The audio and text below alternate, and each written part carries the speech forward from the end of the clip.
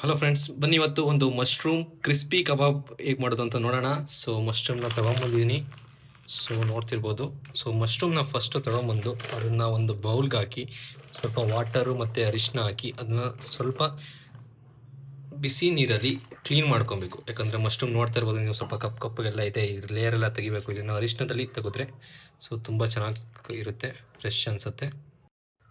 ನೋಡಿ, ಸ್ವಲ್ಪ ಅರಿಶಿನ ಹಾಕ್ತಾ ಇದ್ದೀನಿ ಮತ್ತು ವಾಟರು.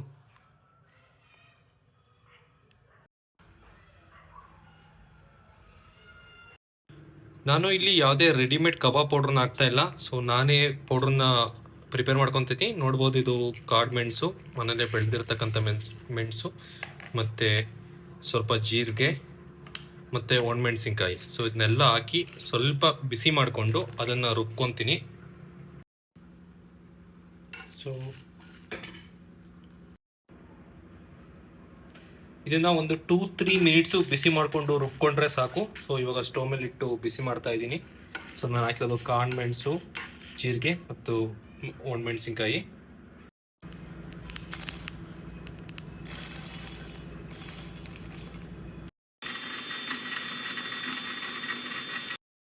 ಸೊ ಮಶ್ರೂಮ್ನೆಲ್ಲ ಕ್ಲೀನ್ ಮಾಡಿ ಇಟ್ಕೊಂಡಿದ್ದೀನಿ. ಸೊ ಮತ್ತು 1 ಸ್ಪೂನಷ್ಟು ಉಪ್ಪು ಹಾಕ್ತಾ ಇದ್ದೀನಿ. ಸೊ ಇನ್ನೂ ಸ್ವಲ್ಪ ಸ್ಪೈಸಿಯಾಗಿ ಬೇಕು ಅಂದರೆ ಸ್ವಲ್ಪ ನಾವು ಚಿಲ್ಲಿ ಪೌಡ್ರನ್ನ ಆ್ಯಡ್ ಮಾಡ್ಕೊಬೋದು. ನಾನಿಲ್ಲಿ ಸ್ವಲ್ಪ ಚಿಲ್ಲಿ ಪೌಡ್ರನ್ನ ಆ್ಯಡ್ ಮಾಡ್ತಾ ಇದ್ದೀನಿ. ಸ್ವಲ್ಪ ಅಕ್ಕಿ ಹಿಟ್ಟು ಕೂಡ ಹಾಕೊತಾ ಇದ್ದೀವಿ ಅದರೊಳಗಡೆ, ನೋಡ್ಬೋದು. ಸೊ ಕ್ರಿಸ್ಪಿನೆಸ್ಗೋಸ್ಕರ ಅಕ್ಕಿ ಹಿಟ್ಟು ಹಾಕೊತಿದ್ದೀವಿ. ಇದನ್ನು ನೀಟಾಗಿ ಕಲಿಸ್ಕೊಬೇಕು ನಾವು.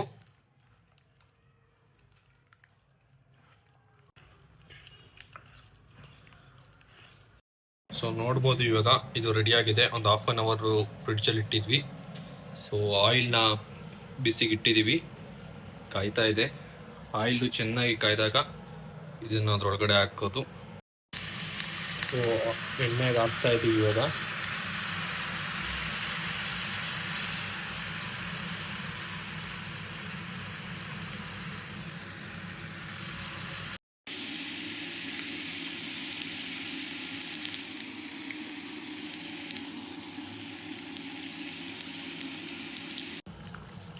ಸೊ ಬೇಯಿಸ್ಕೊಬೇಕಾದ್ರೆ ನಾವು ಈ ಥರ ಮಡ್ಚಾಕೊತಾ ಇರಬೇಕು, ಇಲ್ಲ ಒಂದೇ ಕಡೆ ಸೀದೋಗ್ಬಿಡುತ್ತೆ.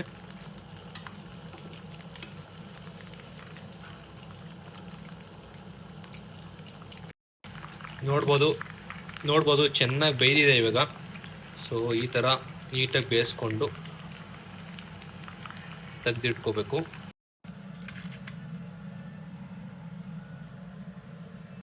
ಫೈನಲಿ ಕರಂ ಮಶ್ರೂಮ್ ಪೆಪ್ಪರ್ ಕಬಾಬ್ ರೆಡಿ ಆಗಿದೆ. ನೋಡ್ಬೋದು, ತುಂಬ ಸ್ಪೈಸಿಯಾಗಿ ಟೇಸ್ಟಿಯಾಗಿ ಕರಂ ಅನ್ನಿಸ್ತಾ ಇದೆ.